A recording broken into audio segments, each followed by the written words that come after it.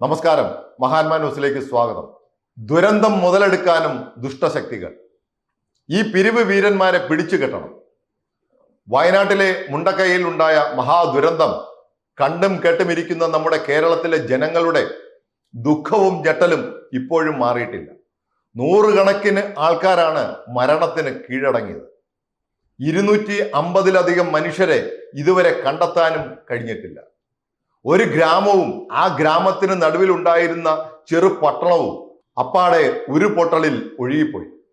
ദുരന്ത വാർത്ത പുറത്തു വന്ന അവസരം മുതൽ അങ്ങോട്ട് ഓടിയെത്താൻ നല്ല മനസ്സുള്ള മുഴുവൻ മലയാളികളും ഒരുമിക്കുകയായിരുന്നു. ദുരന്തം കഴിഞ്ഞ് ഒരാഴ്ചയായപ്പോൾ കേരളത്തിന് മുന്നിൽ ഉയർന്നു നിൽക്കുന്ന ചോദ്യം മുണ്ടക്കൈയിലെ ദുരിത ഭൂമിയെ എങ്ങനെ പഴയ നിലയിൽ ആക്കും എന്നതും എല്ലാം നഷ്ടപ്പെട്ട അവിടുത്തെ ജനങ്ങളെ എങ്ങനെ ആശ്വസിപ്പിക്കും എന്ന ചോദ്യങ്ങളാണ്.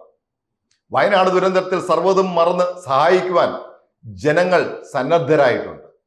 സമ്പന്നരായ നിരവധി പേർ മുഖ്യമന്ത്രിയുടെ ദുരിതാശ്വാസ നിധിയിലേക്ക് വലിയ വലിയ തുക ഇതിനകം തന്നെ കൈമാറി കഴിഞ്ഞു. നിരവധി സംഘടനകൾ പലതരത്തിലുള്ള സഹായ വാഗ്ദാനങ്ങളുമായി ഇപ്പോഴും വന്നുകൊണ്ടിരിക്കുകയാണ്. എന്നാൽ ഇതൊക്കെ നല്ല മനസ്സുള്ള മനുഷ്യരുടെ കൂട്ടായ്മയുടെ ഫലമായി നാം കാണുമ്പോൾ ഈ ദുരന്തത്തെ മുതലെടുക്കാൻ ചുരുക്കം ചിലർ ശ്രമങ്ങൾ നടത്തുന്നതായി വാർത്തകൾ പുറത്തു വരുന്നുണ്ട്. വയനാട്ടിലെ ദുരന്തത്തിന് സഹായം ഉണ്ടാക്കാൻ പലരും പുതിയ ബാങ്ക് അക്കൗണ്ടുകളുമായി ധനശേഖരണത്തിന് ഇറങ്ങിയിരിക്കുന്നതായാണ് വാർത്തകൾ വരുന്നത്.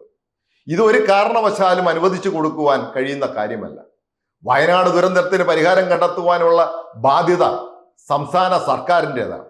അതുകൊണ്ട് തന്നെ മുഖ്യമന്ത്രിയുടെ ദുരിതാശ്വാസ നിധി വഴിയാണ് വയനാട്ടിലെ മുണ്ടക്കൈയിൽ പുനർനിർമ്മിതിക്കായി സജ്ജമാക്കിക്കൊണ്ടിരിക്കുന്നത്. വയനാട് ദുരന്തത്തിന്റെ വിലാപം കെട്ടടങ്ങുന്നതിന് മുൻപ് തന്നെ ദുരിതാശ്വാസത്തിന്റെ ആവേശ മുദ്രാവാക്യവുമായി ചിലർ തന്ത്രപരമായി രംഗത്ത് വന്നിട്ടുണ്ട്. ഇത് തടഞ്ഞേ മതിയാകും.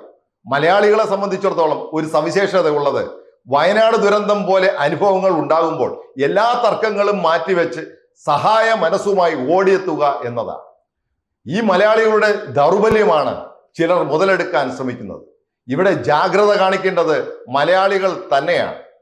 1 രൂപ മാത്രമേ നൽകുവാനുള്ളൂ എങ്കിലും ആ 1 രൂപ സ്വീകരിക്കാൻ മുഖ്യമന്ത്രിയുടെ ദുരിതാശ്വാസ നിധി സജ്ജമാണ്.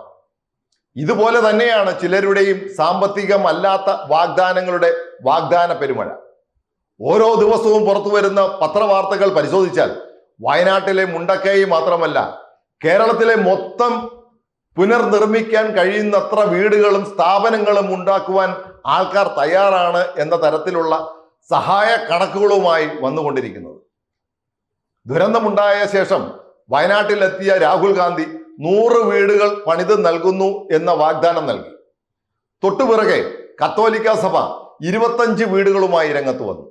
അതുപോലെ തന്നെ വയനാട്ടിലെ മരംമുറി കേസിൽ പ്രതിയായ കോടീശ്വരന്മാർ തട്ടിപ്പിന്റെ ഭാഗമായി 150 ഏക്കർ വസ്തുവും 100 വീടുകളും വാഗ്ദാനം ചെയ്തു. ഓരോ ദിവസവും നിരവധി വീടുകളുടെ എണ്ണം പറഞ്ഞുകൊണ്ടുള്ള സഹായ വാഗ്ദാനങ്ങളാണ് വന്നുകൊണ്ടിരിക്കുന്നത്. ഇതെല്ലാം പബ്ലിസിറ്റിക്ക് വേണ്ടിയാണോ അതോ യാഥാർത്ഥ്യമാണോ എന്നത് പരിശോധിക്കപ്പെടേണ്ടതാണ്. ഏതായാലും വയനാട്ടിലെ മുണ്ടക്കൈയിലെ ദുരന്തത്തിന്റെ ശേഷപത്രമായി നടക്കുന്ന കാര്യങ്ങളിൽ സുതാര്യതയും വ്യക്തതയും വേണമെന്ന് ആവശ്യപ്പെട്ടുകൊണ്ട് ഒരാൾ ഹൈക്കോടതിയിൽ ഹർജിയുമായി എത്തി. ഹർജി ഹൈക്കോടതിയിൽ ഗൗരവത്തോടെ പരിഗണിക്കുകയും ചെയ്തിട്ടുണ്ട്. പൊതുജനങ്ങളിൽ നിന്നും ഫണ്ട് ശേഖരിക്കുന്നതിനും വിനിയോഗിക്കുന്നതിനും ചട്ടങ്ങൾ വേണമെന്നും സർക്കാർ അനുമതിയോടെ മാത്രമേ ഫണ്ട് ശേഖരണം നടത്താവൂ എന്നും ഈ ധനശേഖരണ തുക വിനിയോഗിക്കുന്ന കാര്യത്തിൽ നിരീക്ഷണം ഉണ്ടാകണമെന്നും ദുരന്ത മേഖലയുടെ പുനർനിർമ്മാണത്തിന് നടത്തുന്ന പ്രവർത്തനങ്ങൾ സർക്കാർ ഏജൻസി വഴി ആയിരിക്കണമെന്നും ഏത് സംഘടന ദുരിതാശ്വാസ സഹായം സ്വീകരിച്ചാലും അതെല്ലാം മുഖ്യമന്ത്രിയുടെ ദുരിതാശ്വാസ നിധി അക്കൗണ്ട് വഴി ആയിരിക്കണമെന്നും തുടങ്ങി നിരവധി ആവശ്യങ്ങൾ മുന്നോട്ട് വെച്ചുകൊണ്ടാണ് പരാതിക്കാരൻ ഹൈക്കോടതിയെ സമീപിച്ചിരിക്കുന്നത്. തകർച്ച നേരിട്ട മുണ്ടക്കൈയിൽ ഭവന നിർമ്മാണം മുഖ്യ ഘടകമായി നിലനിൽക്കുകയാണ്. രാഷ്ട്രീയ പാർട്ടികൾ, സാമുദായിക സംഘടനകൾ, സന്നദ്ധ സംഘടനകൾ, സമ്പന്ന വ്യക്തികൾ തുടങ്ങിയവർ വീട് വെച്ച് നൽകുന്നതിന് വാഗ്ദാനവുമായി വന്നിട്ടുണ്ട്. എന്നാൽ ഇത് നടപ്പിൽ വന്നാൽ നല്ലത്. ഓരോരുത്തരും അവരവരുടെ സംഘടനാപരമായും വ്യക്തിപരമായുമുള്ള പബ്ലിസിറ്റിക്ക് വേണ്ടി ഭവന നിർമ്മാണം ഉപയോഗപ്പെടുത്തുകയായിരിക്കാം.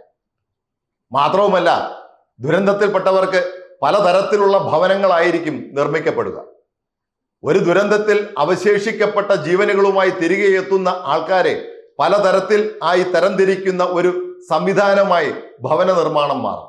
ഇത് ഒഴിവാക്കണമെങ്കിൽ ധനമായി ആര് നൽകുന്ന തുകയും മുഖ്യമന്ത്രിയുടെ ദുരിതാശ്വാസ നിധിയിൽ കേന്ദ്രീകരിച്ച് സർക്കാർ ഏജൻസി വഴി ടൗൺഷിപ്പ് നിർമ്മാണവും ഭവന നിർമ്മാണവും അടക്കമുള്ള പദ്ധതികൾ നടപ്പിലാക്കപ്പെടുക തന്നെ ചെയ്യണം. ഈ കാര്യം സർക്കാർ ഗൗരവത്തിൽ എടുത്തുകൊണ്ട് ഹൈക്കോടതിയിൽ എത്തിയിട്ടുള്ള ഹർജിയുമായി സഹകരിച്ച് മുന്നോട്ട് പോകണം. അതാണ് ഏറ്റവും നല്ല മാർഗം എന്ന കാര്യത്തിൽ തർക്കമില്ല. എന്തു തന്നെ നടന്നാലും ശരി, ഒരു മഹാദുരന്തത്തിന്റെ ഭാരം താങ്ങി തളർന്നു നിൽക്കുന്ന മുണ്ടക്കയിലെ ജനങ്ങളെ സഹായിക്കുന്നതിന് പകരം ദുരന്തം മുതലെടുത്ത് ധനസമ്പാദനത്തിന് ആരെങ്കിലും ശ്രമം നടത്തിയാൽ അത് കടുത്ത ശിക്ഷയ്ക്ക് വിധേയമാക്കുവാൻ കൂടി സർക്കാർ ശ്രദ്ധിക്കേണ്ടതാണ്. നന്ദി.